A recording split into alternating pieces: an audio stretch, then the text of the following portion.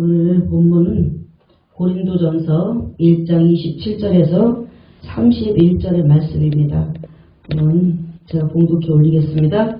그러나 하나님께서 세상에 미련한 것들을 택하사 지혜 있는 자들을 부끄럽게 하려 하시고 세상의 약한 것들을 택하사 강한 것들을 부끄럽게 하시며 하나님께서 세상의 천한 것들과 멸시받는 것들과 없는 것들을 택하사 있는 것들을 폐하려 하시나니 이는 아무 육체도 하나님 앞에서 자랑하지 못하게 하려 하심이라.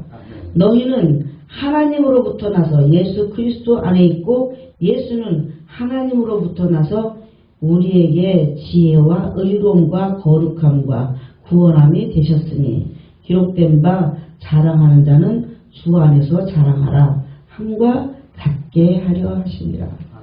아멘. 사랑과 은혜가 풍성하신 아버지 하나님 감사합니다.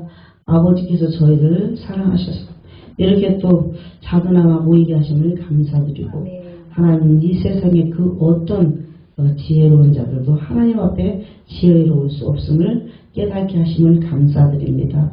오직 주 안에서만 우리가 자랑할 수 있도록 주여 도와 주시옵소서.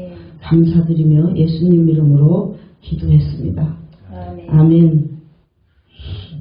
우리가 세상을 살아가다 보면은 많은 잘난 척을 하는 게 있어요. 나도 모르게 잘난 척을 하는 게 있더라고요. 근데 제가 이번에 공부를 하면서 그 나의 그 청소년기에 대해서 이렇게 쓰는 레포트가 있었어요.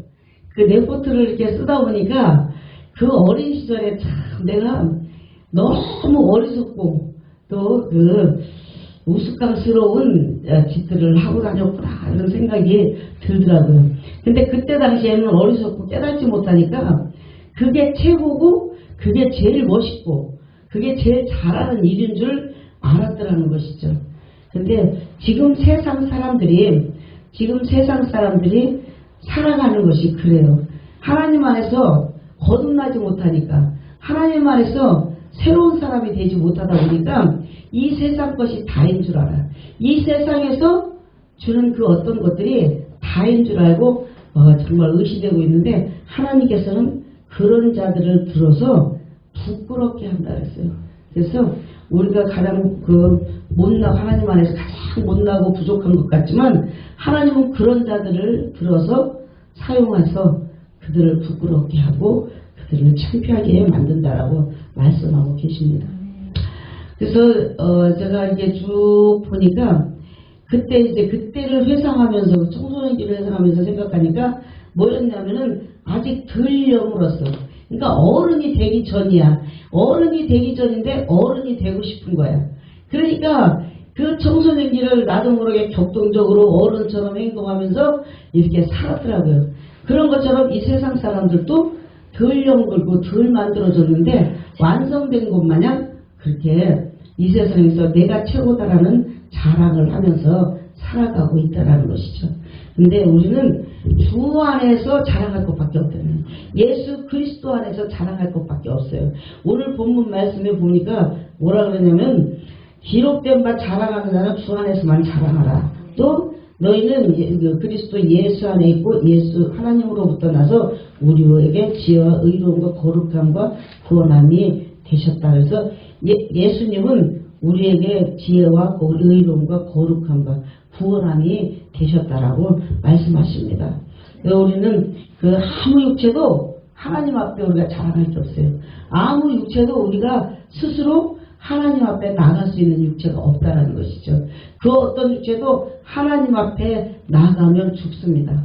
우리가 나가면 우리는 죄인이기 때문에 죽어요. 그런데 예수 그리스도 안에서 그분의 길을 잡고 그분의 손을 잡고 그분의 피해 보혈의 능력을 의지하고 나간다면 우리는 생명으로 거듭날 수 있다는 것입니다. 그래서 우리가 이 기독교는요 생명의 그 복음의 말씀이기 때문에 어떤 말씀에서 생명이 흘러넘쳐야 돼요. 생명이 있지 않으면 복음이 아니라는 것이죠. 아니 죽어가는 것이 무슨 복음이고 무슨 복된 소식이겠습니까? 그런데 이 복음에는 생명이 있다는 것이죠. 복음은 위대하기 때문에 그 생명을 소생하게 만드는 힘이 있다는 것입니다.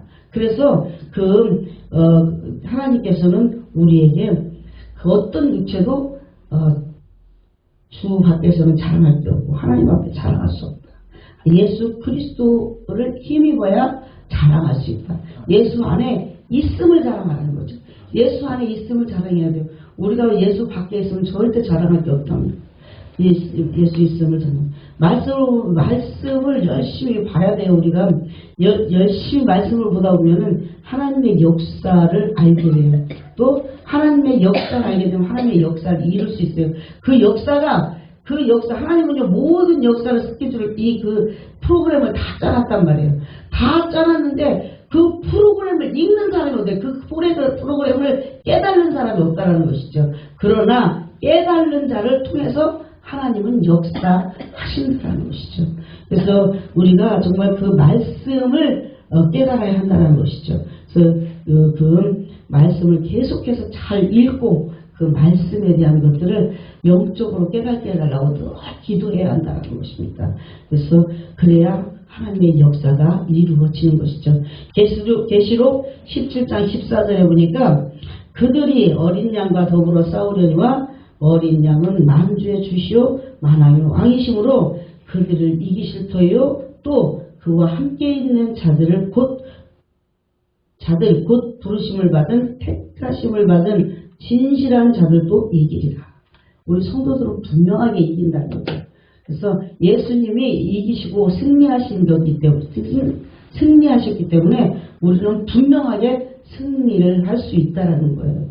그래서 예수 안에서 정말 하나님 안에서 우리가 싸울 때 만주의 주시오 만왕의 왕이신 그분이 이기셨기 때문에 그분의 승리와 우리 승리로 인해서 우리도 승리할 수 있다라고 말씀하고 계신 것입니다. 우리는 늘 넘어질 수밖에 없어요. 우리는 늘 넘어지고 쓰러지고 엎드러지고 그럴 수밖에 없어요. 왜 그러냐면요. 미완성이기 때문에. 주님이 우리 안에 들어와야 완성이 되는 거예요. 주님이 우리 안에 들어오지 아니하면 완성되지 않는다는 것이죠. 그런데 그 완성되지 못했기 때문에 늘 세상에서 쓰러지고 넘어지는 거죠. 그러나 주님은 우리를 다시 세우신다고 말씀하십니다. 그래서 우리는 주 안에서 다시 서고 주 안에서 승리하는 것을 믿으셔야 한다는 것입니다. 우리가 우리 주체성을 알아야 돼요. 우리가 누군지, 우리가 지금 뭘 하고 있는지, 우리가 어떤 사람인지 이걸 정확하게 알아야 된다는 거죠. 그 주체를 모르니까 전부 우왕좌왕하고 있다는 거죠. 우리는 하나님 앞에 선별된 성민이에요. 그래서 성민의식을 가져야 된다는 것이죠. 선민의식을 가지고 자부심을 가지고 살아가야 돼요. 우리는 하나님이 존귀하게 만드신 그 존귀하게 만든 사람들 중에서도 뽑아서 이곳에 세운 사람들이잖아요. 그래서 우리의 주체 정체성을 제대로 알아야 한다는 것입니다. 로마서 1장 1절을 보면요. 예수 그리스도는 바울이 늘 인사말을 하는 게 있어요. 그래서 예수 그리스도의 종 바울은 사도로 부르심을 받아 하나님의 복음을 위하여 택정함을 입었으니 이렇게 말했단 말이에요. 이 바울은요 정말 주체성을 제대로 딱 아는 거죠. 자기의 주체성을 딱 가지고 언제 어디든지 인사를 할 때 나는 하나님이 뽑으신 택정하신 그런 사도다. 내가 누구의 힘을 의해서 내가 어디서 누구에게 무슨 의해서 된 것이 아니라 하나님이 나를 직접 뽑으셨다. 그래서 나는 하나님이 직접 뽑은 사도로 부르심을 받아서 그 복음을 위해서 택정함을 입었다. 이렇게 말해요. 나는 그 어떤 것도 다 필요 없고 오직 복음만을 위해서 뽑힌 사람이다. 이런 그 주체성을 굉장히 잘 알고 있었다는 것이죠. 우리도 역시 바울처럼 그 주체성을 알아야 돼요. 우리가 목사로서 뽑혔으면 그 목사로서의 그 직분을 감당해야 한다는 거죠. 사명을 감당해야 한다는 거죠. 성도는 성도대로의 사명이 있어요. 그 사명을 감당해야 돼요. 그런데 이거 어떤 사명이냐면 이게 목사의 사명이든 성도의 사명이든 그 목적은 하나예요. 하나. 예수님이 우리에게 주신 그 목적은 복음이라는 것이죠. 복음 전파라는 거예요. 근데 많은 사람들은 목사의 사명은 다르고 성도의 사명은 다르고 또 집사의 사명은 다르고 권사의 사명이 다른 줄 안다는 거죠. 그러나 그 어떤 일이라도 직분을 받든 권사의 직분을 받든 목사의 직분을 받든 그 어떤 직분을 받았어도 오직 우리의 목적은 하나라는 거죠. 가장 중요한 복음, 그 복음 전파하는 것밖에 없다라는 것입니다. 우리가 이 복음 전파하는 것만 자랑할 수 있어요. 하나님 앞에서도 분명하게 이건 자랑할 수 있어요. 하나님 앞에 나는 분명히 하나님 누구를 구원되게 했습니다. 내가 구원하는 건 아니지만 그를 복음으로 전도했습니다. 네? 그를 복음으로 인도했습니다. 내가 그에게 가서 복음 전했습니다. 그러나 안 믿는 걸 어떡합니까? 이렇게 할 수 있다는 거죠. 자랑할 수 있어요. 하나님 앞에 자랑할 수 있는 것은 오직 자랑할 수 있는 것은 복음이에요. 복음밖에 자랑할 수 있는 게 없다는 것입니다. 그래서 우리는 항상 주체성을 알고 바울처럼 늘 우리는 하나님의 사도다. 하나님 우리를 복음을 전파하기 위해서 뽑은 사람들이다. 우리는 하나님 나라의 국민으로 하나님의 나라의 그 선민으로 뽑은 자들이다. 이렇게 주체성을 알아야 된다는 거죠. 바울 또 아는 건 뭐냐면요. 종이에요, 종. 바울이가 철저하게 그리스도의 종이라고 했어요. 늘 인사할 때마다 종이라고 했어요. 우리는 뭐예요? 우리가 누구예요? 하나님의 종이란 말이에요. 그 어떤 사람도 다 하나님의 종이잖아요. 하나님의 종이에요. 근데 그 하나님의 종은요, 주권이 없어요. 주권이 없어요. 종은 어떤 사람의 종이든 하나님의 종이든 주권이 없어요. 주권은 어디에 있어요? 주인에게 있다는 거예요. 주인. 네? 주인이 따로 있다는 것이고. 그래서 우리는 하나님의 종이기 때문에 주권은 하나님께 있다는 것이죠. 그럼 종은 뭐예요? 다만 복종만 있을 뿐이에요. 순종만 있을 뿐이에요. 여기 종에게 순종하라고 안 했어요. 종에게는 복종하라고 그랬단 말이에요. 주인에게 복종하라고 그랬단 말이에요. 완전히 복종은 뭐예요? 완전히 엎드려져서 나는 없습니다 해야 된다는 거죠. 그렇게 나를 다 내려놓을 수 있어야 한다는 것입니다. 그래서 우리가 정말 바울처럼 그 주체성을 제대로 알고 나는 하나님의 그 복음을 위해서 택정함을 입고 예수 그리스도의 종으로 불러졌구나. 그래서 나는 그 복음을 전파하는데 완전히 복종해야 되는구나. 이것을 깨달으셔야 된다는 것이죠. 또 마태복음 16장 6절에 보니까 악하고 음란한 세대가 표적을 구하나 요나의 표적밖에는 보여줄 표적이 없느니라 하시고 그들을 떠나가시느니라. 우리가 시대를 분별해. 지금 시대가 굉장히 어둡고 힘든 세대예요. 어지러운 세상이죠. 근데 이 시대를 우리는 잘 분별해서 정말 깨어 기도하고 주님의 종으로서 완전히 주님 앞에 복종하면 주님이 우리에게 전하는 그 음성, 하나님이 우리에게 주시는 그 내만, 그 하나님 주시는 그 하나님의 메시지, 그것을 들을 줄 알아야 한다는 것이죠. 그래서 그 시대가 지금 어떻게 흘러가고 있는지를 알아야 한다는 것입니다. 시대를 분별하지 못하면요, 미래가 불확실해요. 시대를 분별하면 미래가 보인다는 것이죠.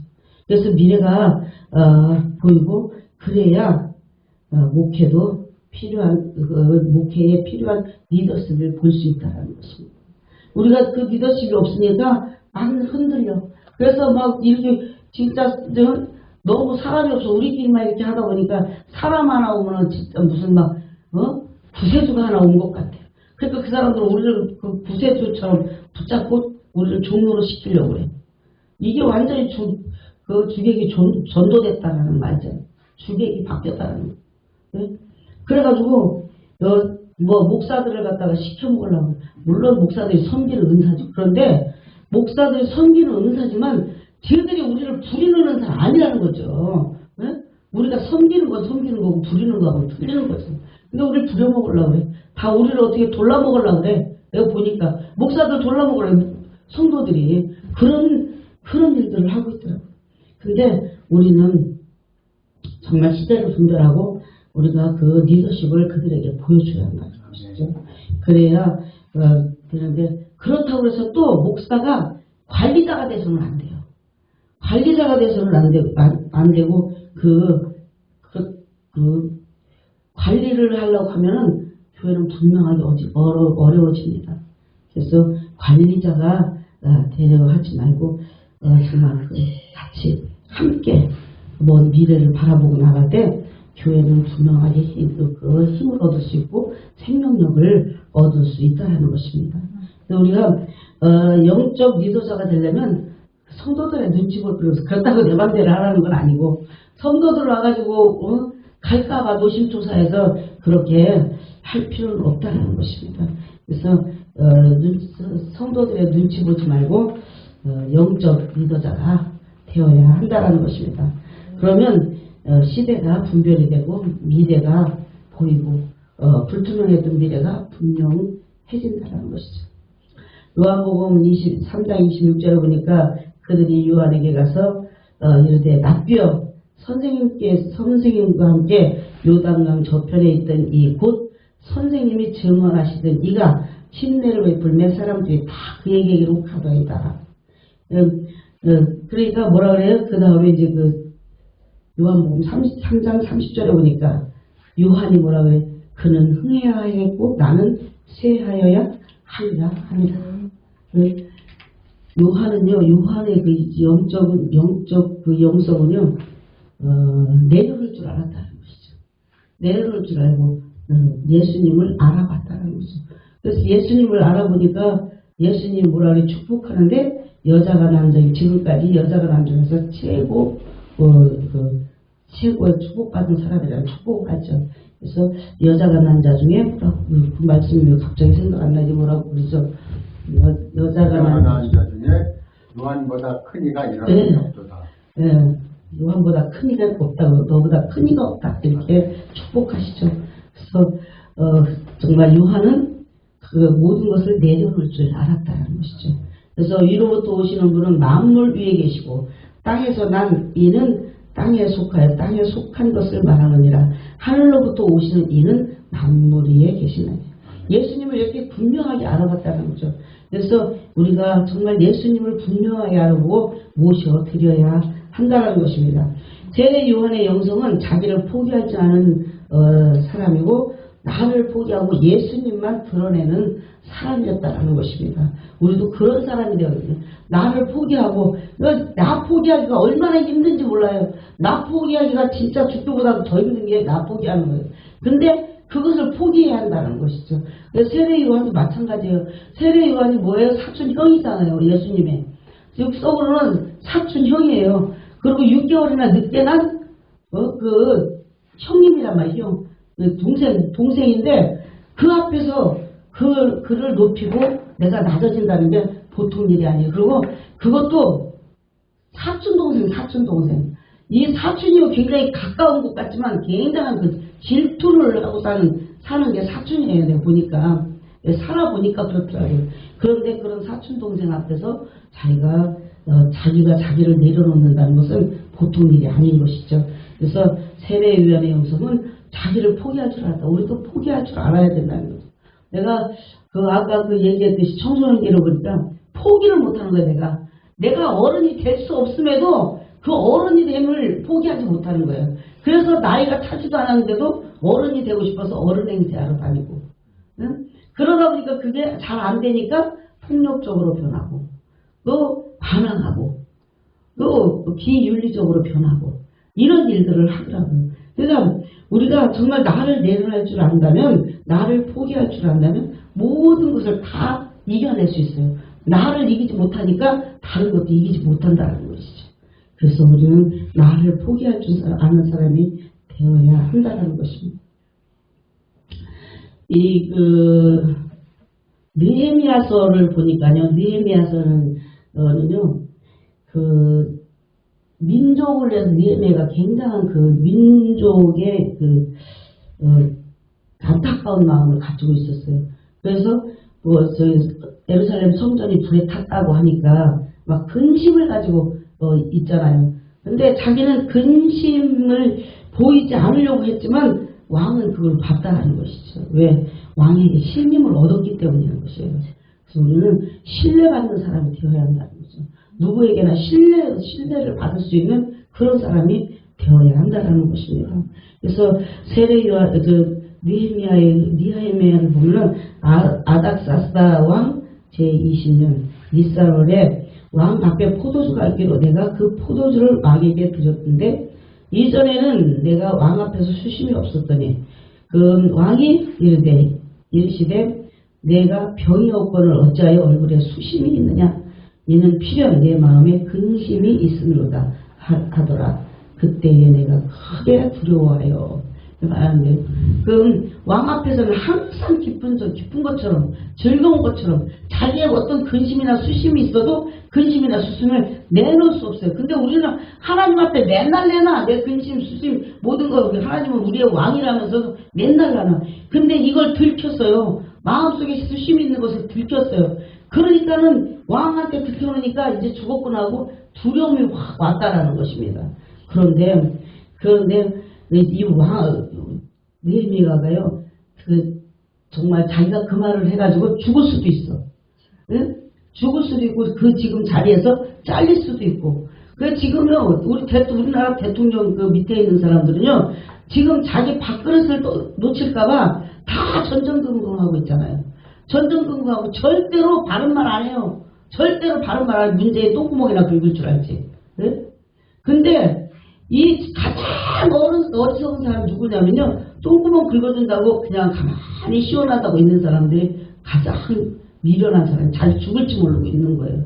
뭐냐면요. 닭이 이렇게 쥐가 내장을 다 파먹잖아요. 쥐가 다 파먹는데 어떻게 파먹냐면요. 닭이 이렇게 회라 그러잖아요. 나무 이렇게 해놓은 거를 회라고. 거기에서 자고 있으면 쥐가 가서 살살살살 똥구멍을 긁는데요. 그러면 시원해서 가만히 있는데 그 내장을 다 파먹을 때까지도 모른다는 거예요. 그래서 죽는다는 거예요. 네? 그런 것처럼 그 똥구멍 긁어준다고 좋아가지고 있는 그 사람은 가장 미련한 사람이에요. 자기가 죽을 줄 몰라요. 네? 지금 자기가 그런 정권을 가지고 지금 뭐 휘둘른다 그럴 때 기껏 휘둘러봐야 우리나라 5년이에요. 기껏 휘둘러야. 우리 그 앞에 역대 대통령들이 다 감옥 간 거 못 봐요? 천년 만년 해먹을 수 있을 것 같으냐고. 근데 지금 아랫 사람들은요, 대통령이 혹시나 대통령이 잘릴까봐, 내 밥줄이 잘릴까봐, 대통령 그 명품 끈이 끊어질까봐, 그냥 전전긍긍하고 있다는 것입니다. 그러나 이 느헤미야는요, 왕께 대답하여 왕은 만세수하옵소서. 내 조상들의 묘실이 있는 성읍이 이제까지 황폐하고 성문이 불탔사오니 내가 어찌 얼굴에 수심이 없사오리까. 그래서 나라와 민족을 걱정했다는 것이죠. 나라와 민족을 걱정하고 하늘 같은 그 왕 앞에서도 얼굴에 수심이 있고 마음의 수심을 감추지 못했다는 것이죠. 얼마나 그래서 그걸 감추지 못했겠어요. 그런데 그러니까 그렇게 하다 보면 뭐라 그래요? 왕이 내게 이르시되 그러면 내가 무엇을 원하느냐 하기로 내가 곧 하늘의 하나님께 묵도하고 왜 하나님께 기도를 순간 했다라는 것이죠.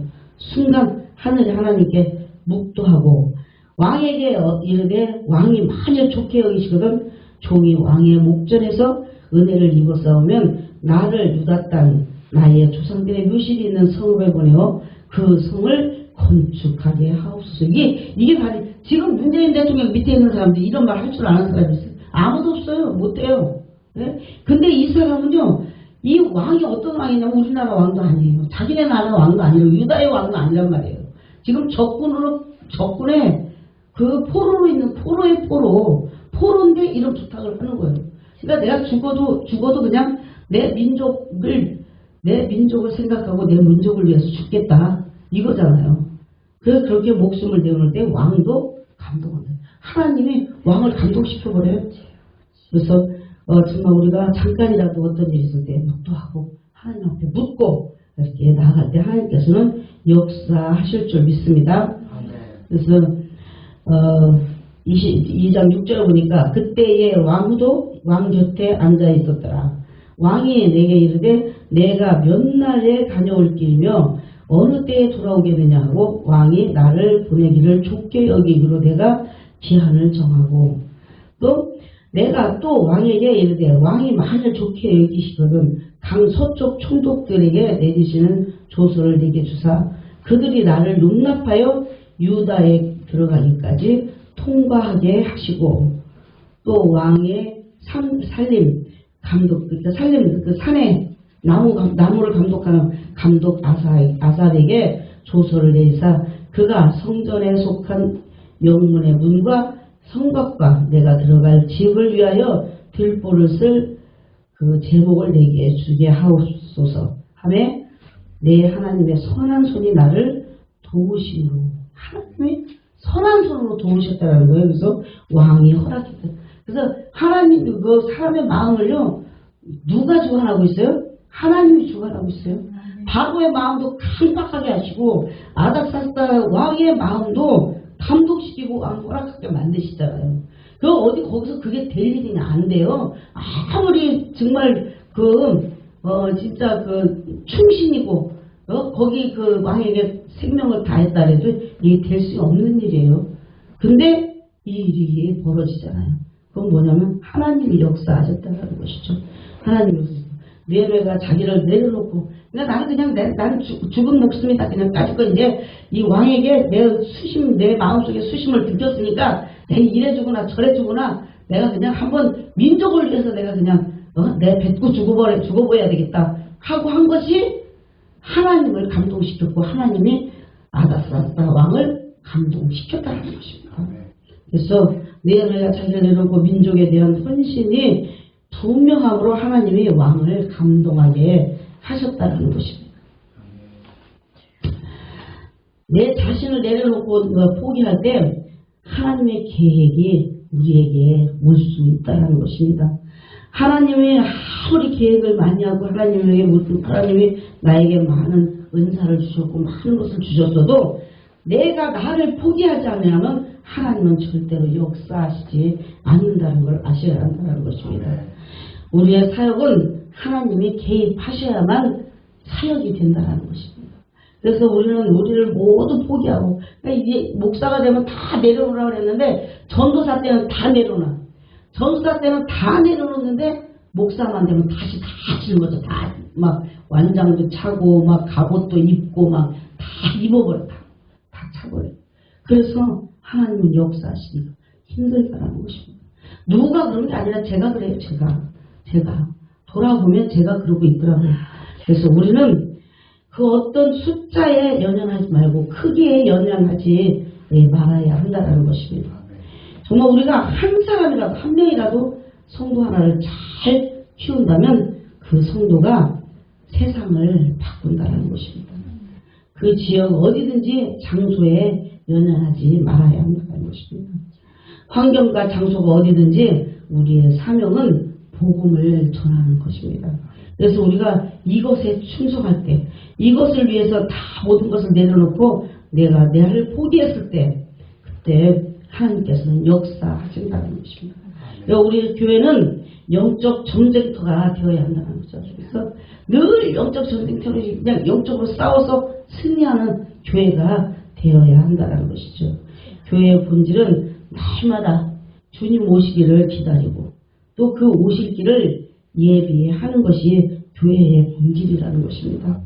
그래서 우리는 패배주의를 극복하고 정말 늘 승리를 외쳐야 한다는 것이죠.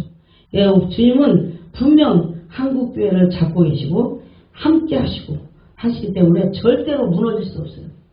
우리 한국교회는 절대 무너지지 않습니다. 하나님이 잡고 계시다는 거죠. 하나님이 분명하게 그 강한 오른손으로 붙잡고 있기 때문에 우리는 5,000년, 6,000년의 역사를 가지고 있고 또 하나님은 분명히 우리에게 하시는 계획이 있다는 거죠. 하나님이 이 나라를 사용하실 계획이 있기 때문에 분명히 잡고 계셔서 절대로 무너지지 않는다는 것이죠. 그래서 우리가 힘들고 무너진 것 같고 넘어진 것 같으나 하나님은 분명히 우리를 다시 세우실 것을 믿으셔야 할 것입니다. 그래서 우리는 어떤 것에도 굴하지 말고 우리의 사명인 복음을 전하는데 우리의 생명을 드리고 복종해야 한다는 것이죠. 그래서 우리 그 본질을 잊어버리지 않는 우리들이 다 되어야 한다는 것입니다. 세상의 권력이나 명예, 물질 때문에 교회는 절대 무너지지 않습니다. 세상의 권력에 무너질 것 같으면 벌써 교회는 다 없어졌어야 되고 명예나 물질 때문에 무너질 것 같으면 벌써 없어졌어요. 근데 이상하게 교회는 핍박받을 때 더 붕해요. 핍박받을 때 더 왕성해져요. 그러니까 고생 땅에서 이스라엘 백성이 고생하고 힘들 때 교회는 더 왕성해져서 기도하기 시작했잖아요. 더 왕성해서 막 산파들이 죽인다고 해도 다 아들들을 죽여도 계속해서 왕성하게 일어나잖아요. 그게 뭐예요? 하나님의 생명이 그 안에 있기 때문이라는 것이죠. 그래서 교회는 핍박받을 때 더 일어나고, 중국 교회 봐요. 중국 교회 다 죽었다고 그랬잖아요. 없다고 했는데도 중국 교회가 일어나고, 또 이북 교회도 다 그렇게 핍박 속에서도 이북 교회는 그 싹을 잃지 않고 계속해서 싹이 올라오잖아. 계속해서 생명이 싹으로 올라오고 있잖아. 그런 거는 또 이란도 마찬가지예요. 이란은요, 복음 전하면요, 죽여도 돼요. 죽여요. 사형이에요. 근데, 그래도 계속해서 예수를 믿잖아요. 이상하게 우리 그리스도교는 예수님을 믿는 사람들은요, 핍박받을 때 더 왕성해지고, 더 힘이 세지고, 더 강해지는 것을 믿으셔야 한다는 것입니다. 그래서 어떤 것도 우리를 무너뜨릴 수 없다는 것입니다. 기독교는 절대로 공산주의와 함께 할 수도 같이 갈 수도 없습니다. 또한 그래서 기독교는 공산당과 같이 공산주의와 함께 할 수 없고, 그래서 공산주의는요 절대로 크리스찬들이 될 수 없어요. 그래서 늘 우리를 핍박하고 있지만 분명하게 교회는 이길 것입니다. 왜 이기냐? 복음은 위대하기 때문인 것이죠. 복음은 힘이 있기 때문입니다. 복음은 늘 승리하기 때문이에요. 그래서 우리는 절대로 무너지지 않는다는 것을 아셔야 합니다. 복음은 어느 한 사람에게 국한된 것이 아니고 또 유대인에게만 국한된 것이 아니라는 것이에요. 복음은 그 누구에게나 모든 민족에게 국한되어 있고 동일하다는 것입니다. 그러니까 나만 예수를 믿는다 그거 아니라는 것이죠. 예수를 믿으려고 작정한 사람들에게는 모두 복음이 된다는 것이죠. 다 동일하게 똑같은 하나님의 사랑의 복음이 퍼져나갈 수 있다는 것입니다.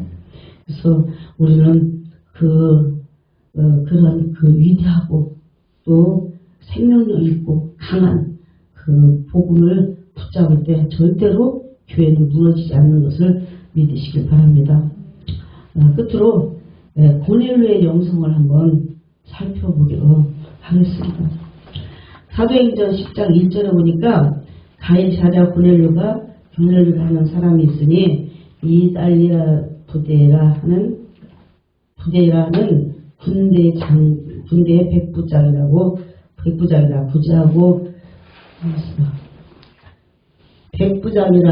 구제하고 하나님께 항상 기도하더니 하루는 제9시쯤 되어 환상 중에 밝히 보매 하나님의 사자가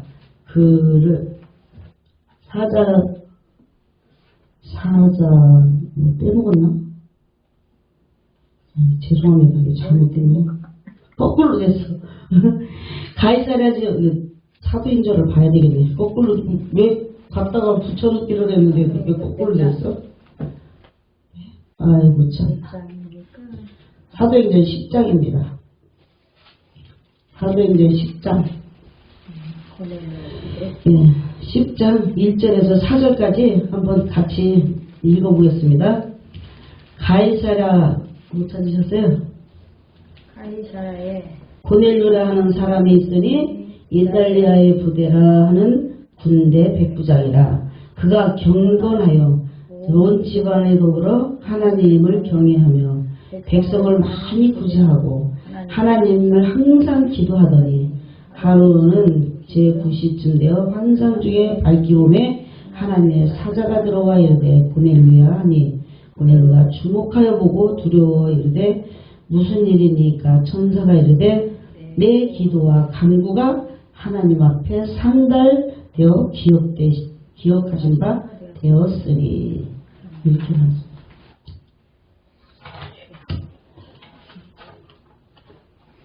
아이고 잠을 제대로 어저께 밤 꼬박 샜어요. 그랬더니 저것도 제대로 안 나왔네요. 원고가. 중간에 끊겼네. 오늘 고넬료라는 사람의 그 영성은요, 어떤 영성이냐면은, 경건하였다 그래, 경건. 그래서, 경건하게, 정말 그 고넬료라는 사람이요, 그 이탈리아의 부대에, 군대 백부장이면은, 부대장 정도 되나요? 백부장이면? 그런 백부장, 그런 사람이, 경건하게 지냈다는 것이죠. 그래서 그런 사람들이 교만해질 수 있고 그렇지만 그런 사람이 아니었다는 것입니다. 그래서 경건하고 또 하나님을 경외했대요. 하나님을 경외하고 또 백성들을 많이 구제하고 또 하나님께 항상 기도하는 사람. 그래서 경건한 사람 또 경외하는 사람, 하나님을 경외하는 사람, 백성들을 많이 구제하고 하나님께 항상 기도하는 사람.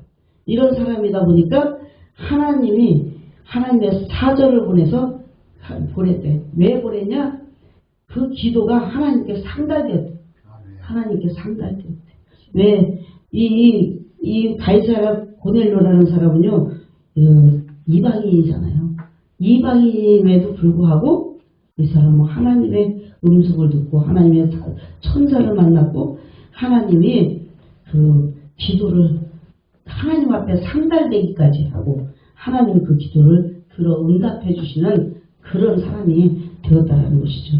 그래서 고넬료가 이제 베드로를 만나잖아요. 베드로를 만나서 베드로 그 군대 장관이 군대의 그 장군이 베드로 앞에 뭐 납작 엎드리잖아요. 엎드리잖아요. 근데 베드로 앞에 엎드린 건 아니고 베드로 안에 있는 예수님을 봤기 때문에 엎드리게 된 거겠죠.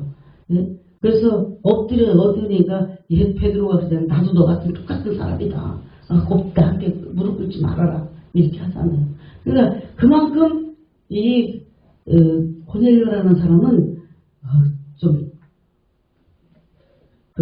겸손했다는 거죠. 겸손. 그래서 여기 보면 내가 아까 다 적어놨는데 참 어떻게 이렇게 됐지? 겸손하고 뭐한 사람이라고 했더라고. 내가 그런 것이 잘 생각 안 나. 다 적어놨더니 굉장히 겸손한 사람이라고, 경건한 사람이고 겸허한 사람이라고 얘기를 했다고 그러더라고요. 그래서 정말 이렇게 하나님께 인정받고 우리가 주님 앞에 우리 기도가 상달되려면 정말 경건해야 되고 고넬료같이 경건해야 되고 하나님을 늘 경외하고 많은 사람을 구제하는 데 힘써야 된다는 거죠. 하나님 앞에 항상 기도로 나아가야 한다는 것입니다. 그래야 우리의 기도가 주님 앞에 상달될 수 있다는 것입니다. 오늘 말씀을 볼 때 우리가 정말로 하나님 앞에 그 어떤 것도 자랑할 수 없고 하나님 앞에는 오직 주님만 자랑할 수 있다는 것입니다. 우리가 고넬료와 같은 사람이 되려면 항상 주 안에서만 자랑을 삼아야 한다는 것입니다.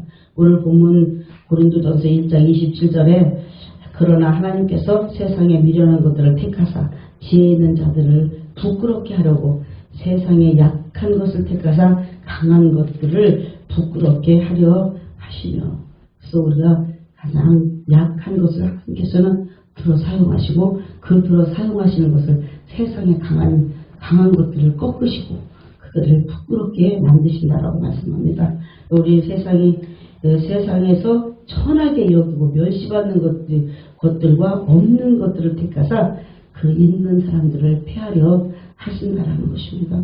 우리는 오직 그 어떤 것도 자랑할 것이 아니라 예수 그리스도 안에서 예수님 안에서 예수님만을 자랑하고 그 복음만을 자랑하며 복음을 위해서 살아가는 우리들이 다 되어야 할 것입니다.